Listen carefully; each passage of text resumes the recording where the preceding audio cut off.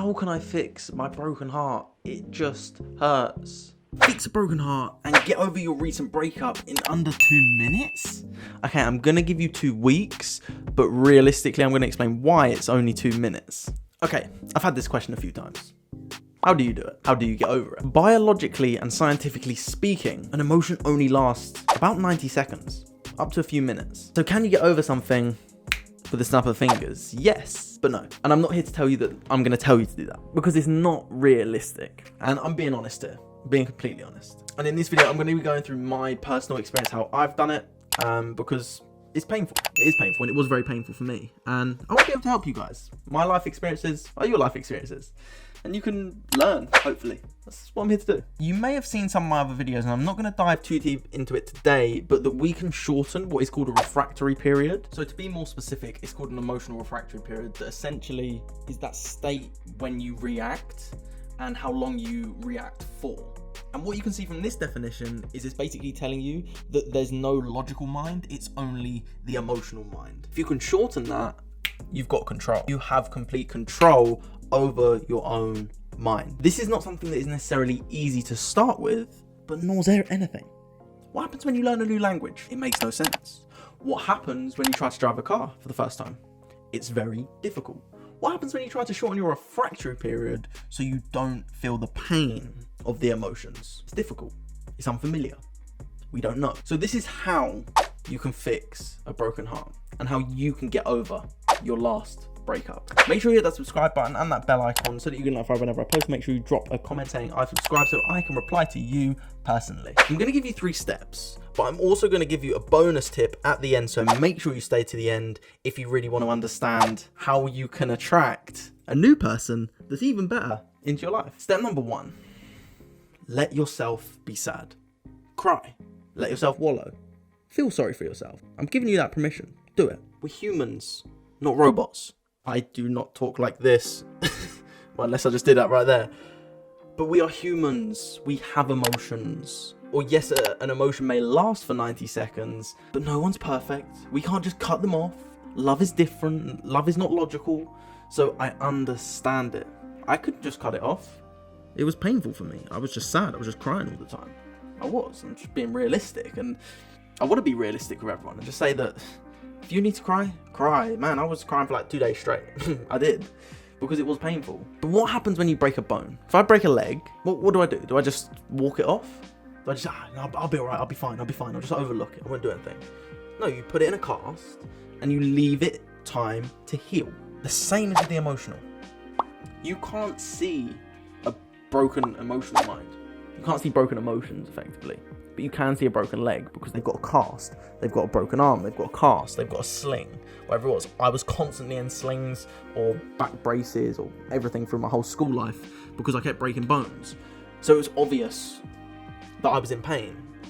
It's not always obvious when you're emotionally in pain. It's not. But I want you to realize that time, it does help heal. Now, not just time as in like, I'll just overlook it and just sweep it under the rug, which a lot of people do. Time with actually working, so using these 3 tips to completely and fully heal it and allowing yourself that time for it to heal as well as you healing it. So you're working in collaboration with it effectively, if that makes sense. But what about if I miss them? You know, like when you see their stuff or you smell their perfume or something like that. How can we get over that? You see their stuff, maybe you've still got it, and you just feel pain whenever you see it.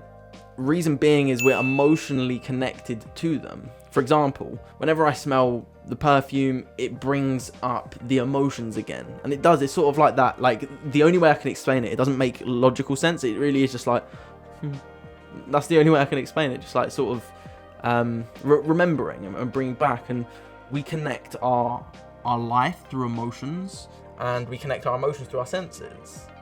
I see something that reminds me of my ex and it brings back those emotions. I smell something that reminds me of my ex and brings back those emotions. I hear something, I feel something, I taste something, whatever it is, it brings back those emotions. So that's going to be normal. And if you want any help with that, send me a message so we can use hypnotherapy and use hypnosis to really remove the connection. And it's very easy. It really is very easy. Just send me a message and we can do that in a very short period of time. But if you know something isn't right in the relationship and that there was a reason and there's something, and it may not even be you that did the breaking up. Maybe it was you that got broken up with. If you know that something wasn't right and you didn't want to be treated like that, then it isn't right. Your gut is always right. And that doesn't mean that it's going to be easy at all. It wasn't easy for me. Definitely wasn't easy for me. But we have to realize that that's going to be part of life. That's going to happen regardless. It's inevitable. We're not going to get through life with no downs. We're going to have ups, we're going to have downs, we're going to have straight days. And it's literally going to be constant, like a roller coaster. I made a video on TikTok explaining that life is like a roller coaster. If life was a still roller coaster, someone commented, it would just be a chair. Life isn't a chair. Life's a roller coaster, baby. Maybe it means getting rid of the stuff that you've got. Maybe it does mean that. But really allowing yourself to tap in and tune into your gut feeling, your instinct, is a really powerful thing to do, because if something's not right, something's not right. And we have to accept that. And one of my favourite analogies that I use whenever I work with people that are struggling in relationships, stuff like that. If you've been broken up with, use this analogy. Just close your eyes for a moment. Just imagine this. You're on a plane. Flying high, 50,000 feet in the air, I think. You hear from the captain, "Mayday, mayday, we're going down, we're going down." Can you fly a plane? You might be able to. You might be able to, and you might be able to get yourself to safety. You might. If you can't, and you're like me, we have to accept that we're going down. Are we going to survive? Possibly. I don't know. But can we accept that if we don't survive, that's the outcome? If we can change a situation, change it. If we can't change it, we have to accept it. We have to accept it. There's nothing else we can do. And that's what I invite you to do. You can open your eyes now. I think about her all the time, and it's really hard. It really is hard. And I don't know what to do. There's probably a lot of time that goes by and you're scrolling on social media. You're sitting here scrolling and scrolling and scrolling and scrolling. And that person pops straight into your mind again. Immediately, the emotions, they come back. This is where I always recommend for someone to find something that is related to some form of growth. Do you want to work out some more? Do you want to get in the best shape of your life? Do you want to find a hobby that can interest you, that can help you grow? Now, I'm not telling you to distract yourself. That is not what I'm telling you to do. I am not encouraging you to distract yourself. We need that time to meditate. We need that time of self-reflection, and that is the best and most important. As I said, if you want help with that, we can use hypnosis and really work on that quickly. So we do need that time of self-reflection. But we also do need to begin to do something for ourselves. Is working out going to make you feel better? Is it going to make you look better? Is it going to encourage you to find someone who is interested in something that you do, that you love to do? For example, you may even start a YouTube channel just going through your experiences with it. You may want to travel the world and meet new people, which then ends up in being the relationship that you always wanted. Now, they don't just fall into our laps, these relationships. They're not going to fall into our laps. The perfect person just will not. There's going to be something that has to happen. If you want to find someone who is interested in health and fitness and exercise, it makes sense to go to a gym. If you want to find someone who is interested in personal development, it makes sense for you to read more. It makes sense for you to maybe make videos. It makes sense for you to find and connect with people, if that makes sense. I understand that you're thinking about them all the time, but it's not going to help you sitting there thinking. I know for a fact that the brain physically changes. This is science now. I know for a fact the brain physically changes when we create something so vividly in our mind, we mentally rehearse it. But there's nothing more potent and powerful in the brain when we physically act it out. It's like a tier system. Mentally rehearsing it gives you, this isn't the science here, but I'm just going to try and give you a bit of an example. It gives you a 50% chance of achieving the outcome. Watching someone do it and mentally rehearsing it gives you a 75% chance. Watching someone do it, mentally rehearsing it, and physically acting it out gives you a 100% chance of it happening. It may not happen overnight, but it's possible.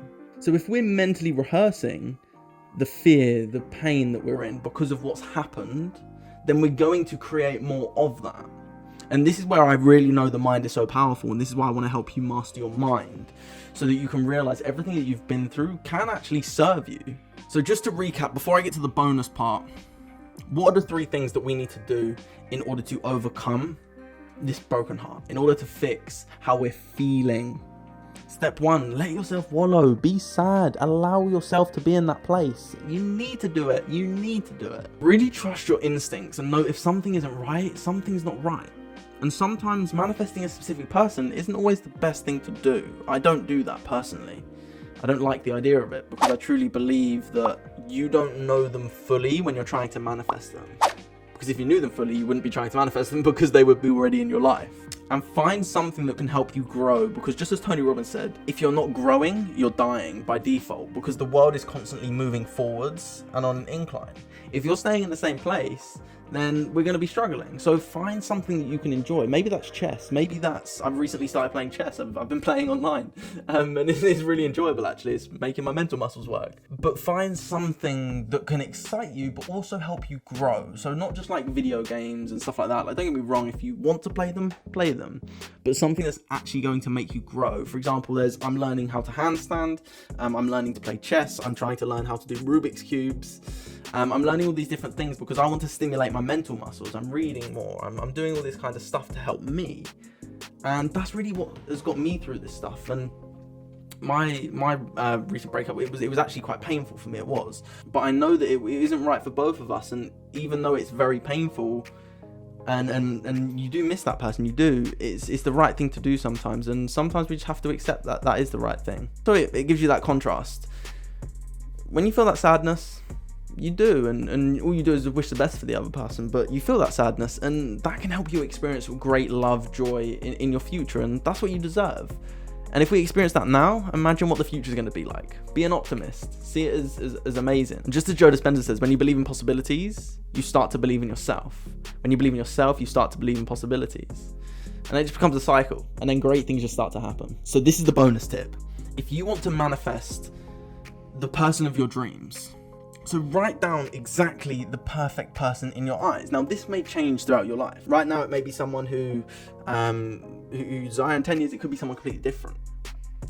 But be crystal clear on who that person is as a person, and then become it. Make your growth stages about being that person, about becoming that type of person. Because when you become it, they will naturally be attracted to you. And if you want me to explain this in further detail, I can make a whole video on this. Drop it in the comments below. How do I attract the person of my dreams? And I'll do that for you. But with that being said, have an amazing day. Keep spreading love, keep spreading kindness, and so much positivity. You know what, Max? You've really helped. And I hope that this video has helped you, because this is coming from my experience, and it is painful, it really is. And I don't want you to think that you're alone. Like, no, we're not robots, do you know what I mean?